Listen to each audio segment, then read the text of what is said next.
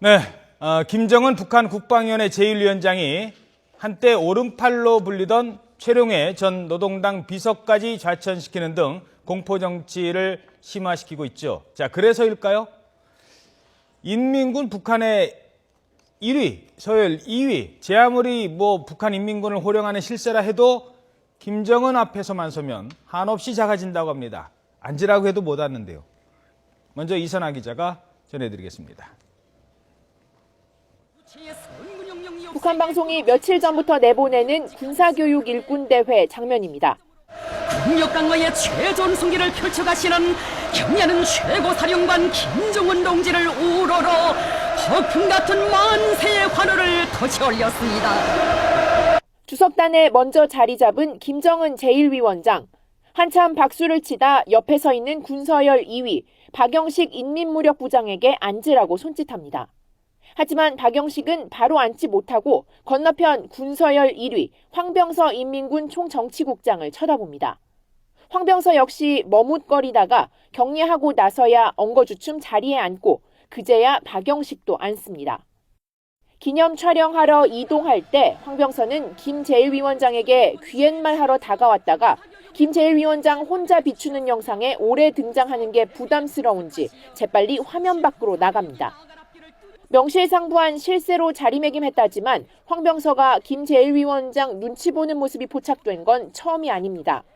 김 제1위원장보다 한 발이라도 앞서 걷게 되면 흠칫 놀라며 뒤로 물러서고 작은 것 하나라도 불편을 끼칠까 연신 발빠르게 움직이는 모습이 안쓰러울 정도입니다. 김 제1위원장은 최근 지하철 전동차나 신발 공장 등 화재에 취약한 곳에서도 담배를 손에서 놓지 않는 등 갈수록 거칠 것이 없다는 모습입니다.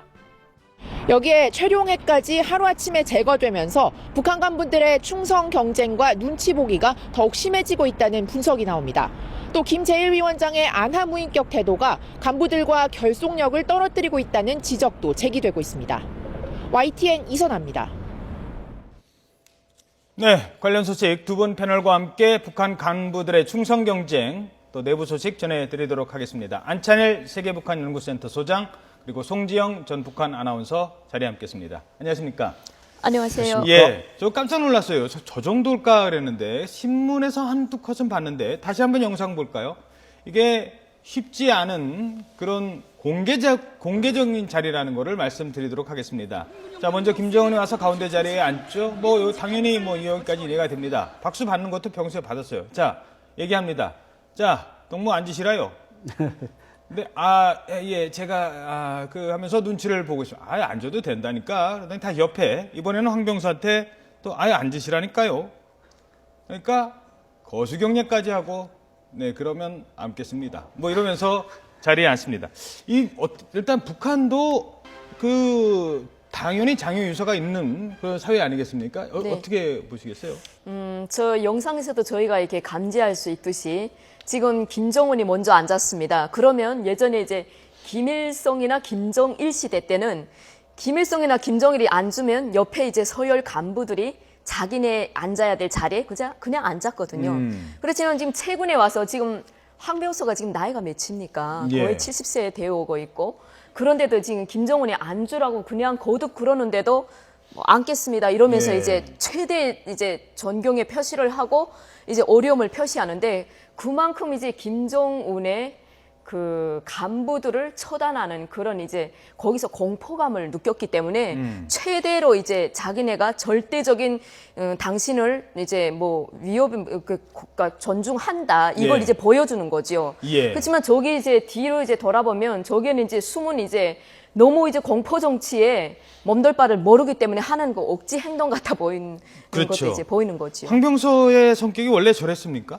예, 저 사람이 좀 저렇게 과잉 충성이 있습니다. 아하. 그리고 이제 황병서가 지금 군서열 1위 아닙니까? 그렇죠. 그리고 이제 박영식 무력부장은 2위. 2위인데요. 근데 이 두 사람이 다 정치군인입니다. 말하자면 지휘관으로서 일선 지휘관을 거쳐서 올라온 정점에 선 사람이 아니라 아하. 당 조직 지도부 또는 총정치국. 그래서 정치군인 하다가 지금 군의 정상에 오르다 보니까 그리고 또 저 대회가 지금 군사교육 일꾼 대회. 그러니까 김일성 군사종합대학, 뭐 강권종합군관학교 거기 이제 교직원들을 불러 모아서 하는 대회니까 어허. 이때까지는 한 번도 황병서가 우리 누구 앞에서 고개를 숙이거나 그러질 않고 안 뭐 했었는데. 그 주석단에 지금 나가서 앉아야 될 자리에 지금 고수경례할 저 자리가 아니란 말이죠. 예. 근데 뭔가 좀 과잉 충성을 보여주어서 그 교육 일꾼들에게 요즘 뭐 황병서가 저 충성의 대답소리 알았습니다. 이 노래까지 지금 많이 부르게 한다는 걸 보면 예. 뭔가 새로운 충성의 패러다임을 만들어내려고 지금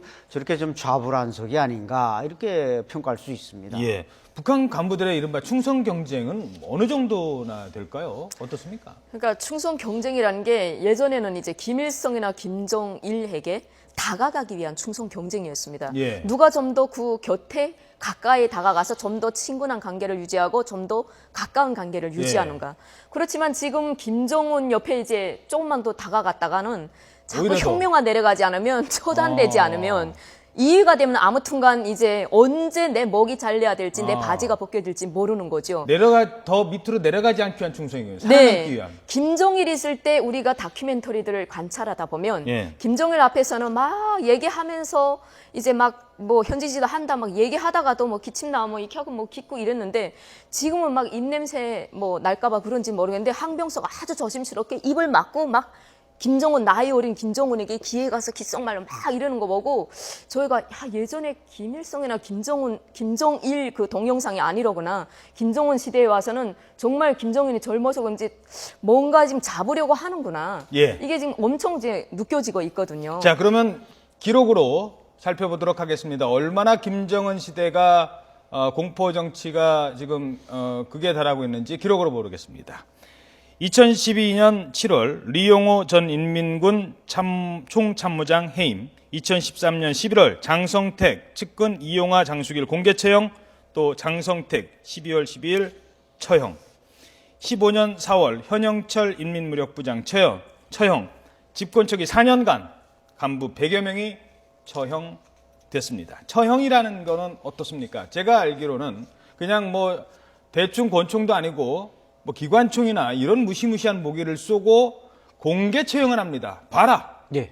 똑바로 봐둬라. 그렇죠. 너 나한테 까불면 네. 이런 거 아니겠습니까? 그렇죠. 이 장수길 아까 화면에 나온 저 이용화 제1부부장. 그러니까 그 사람들은 장수길 이용화는 이제 장성택 행정부장 밑에서 1부부장, 부부장 했는데 결국 장성택이 이제 북한에서 김정은 시대 들어와서 사실상 최고의 2인자 아니었습니까? 그 줄 잘못 쏜 그냥 그 이유 하나로 강권종합군관학교에 가서 끌려가서 기관총으로 처형되고 그다음에 또 현영철, 장성택 뭐 이런 기라성 같은 사람들이 그냥 하루아침에 살점이 다 날아가는 그런 처형을 받다 보니까 예. 이게 공포 분위기가 조성되고 또 최근에 저렇게 황병서가 저렇게 오바하는 것은 결국 지금 최용해, 오일종 이런 빨치산 2세까지 지금 혁명화를 내려가지 않았습니까? 예. 이렇다 보니까 결국 자기들로 살아남기 위해서는 저렇게 할 수밖에 없다. 이런 생존 전략이고 특히 또 내년 7차 당대회가 되면 이제 이 당정군의 또 대풍불가리 세대 교체가 진행될 겁니다.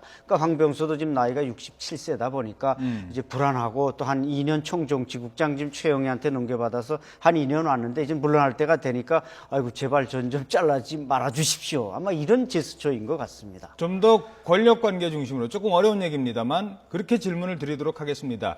김정은의 입장에서도 지금의 이 권력을 여기서 놓치면 지금 딱 다 잡은 권력을 여기서 놓치면 본인도 불안하다는 게 그만큼 많지 않겠습니까? 중국과의 관계 안 좋아졌죠. 그다음에 뭐 핵실험 핵무기 지금 한다고 합니다만 아직까지 지금 최근 몇 년간 본인이 뭐 자랑할 만한 것들이 별로 없어요. 이런 문제들도 그 본인의 어떤 그 파워를 더 강하게 하려는 동기가 되지 않겠습니까? 그렇습니다. 이제 그 말하자면은 지금 무리하게 미래과학자 고린이 뭐 무슨 여러 가지 지금 건설을 했는데 사실 그 밑빠진 독에 물 붓기고 지금 그 체제를 유지하려면은 이제 지적하신 대로 엘리트들을 꽉 장악해야 되는데 예. 자기가 믿고 부릴 만한 엘리트가 거의 없는 겁니다. 장성택 처형하고 나니까 그래서 이제 뭐 마원춘도 다시 복귀시키고 한광상도 복귀시키고 했습니다만은 또 장성들은 별을 뗐다 붙였다 하면서 해봤는데 그래도 자기 말이 맥히지 않는 건 결국 뭐 자기 리더십은 어떤 뭐 단지 그 어떤 머리에서 나오는 게 아니라 예산도 받쳐줘야 되고 이런데